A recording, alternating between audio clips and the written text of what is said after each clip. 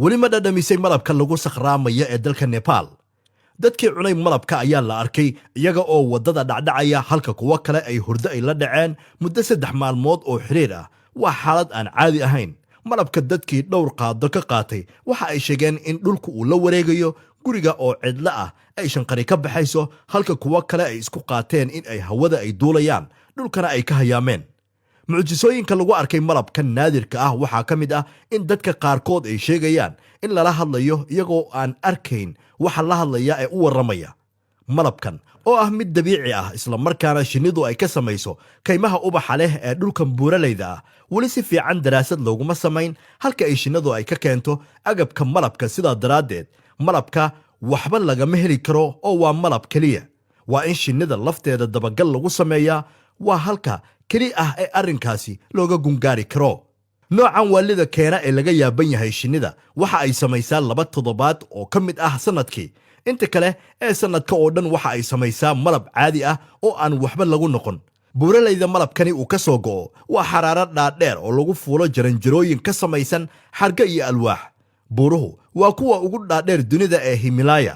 dalkana waa Nepal oo caan ku ah buuro daruuraha dhaafaya oo uusan roobku ka qaadin cagaarka iyo caraftana aan laga waayin. waa sababta shinnidu ay halkan ay u degtay. si aad u gaarto tuuladan sheekooyinka badan laga wariyey waxaad u baahan doontaa 36 saacadood oo safar dhulka ah adiga oo aan laami isticmaalayn. tuulada Tanzi waxa loogu tagaa dad weligood iyo waaqood malabkan guranayay isla markaana si fiican u yaqaana sida shinnida deegaanka loola macaamilo.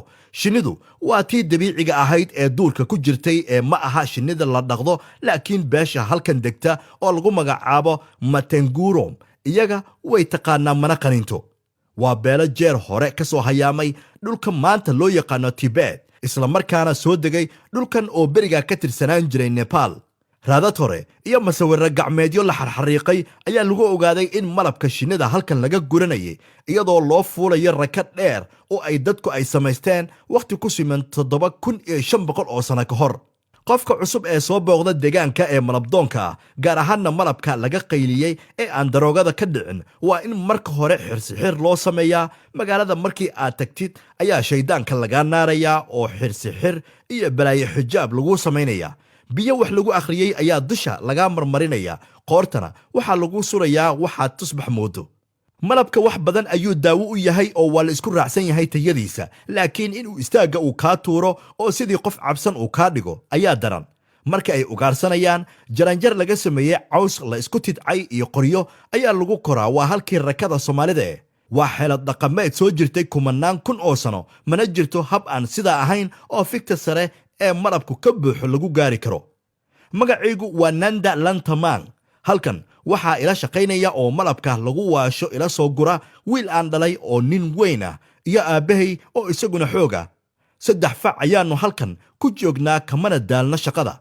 dadku ma gaboobo qudaar iyo malab ayaannu cunnaa. caanaha lo'da ayaannu ka maalnaa. hilibka ma badsanno. dhul jooggiisa uu sarreeyo oo qabow u badan roobkuna uusan ka qaadin ayaan deggannahay. malaha inta aan soo sheegay ayaa qayb ka ah inaannu isku wada egnahay oo nala kala garan waayo wiil aabbihiis iyo awowgiis. dadka badowda ah ee halkan waxba ka garanayn ayaannu hagnaa sida adiga oo kale. sidaa waxaa yidhi Nanda Lantamang oo u warramaya mid ka mid ah dadka doonaya in ay soo hubsadaan malabka howlaha badan lagu sheegay ee aan caadiga ahayn. xarigga ayaa loo adkayaa dadka doonaya in ay shinnida ay ugu tagaan aqalkeeda. qiiq ayaa lagu shidaa si ay shinnidu ay u cararto qaninyadana looga badbaado. xariggu waa ilaa 80 mitir laakiin buurtu intaa waa ay ka dheer tahay. marmar ayaa xarigga laftiisa dab qabsadaa markaas oo uu halis galo qofka malabdoonka ahi.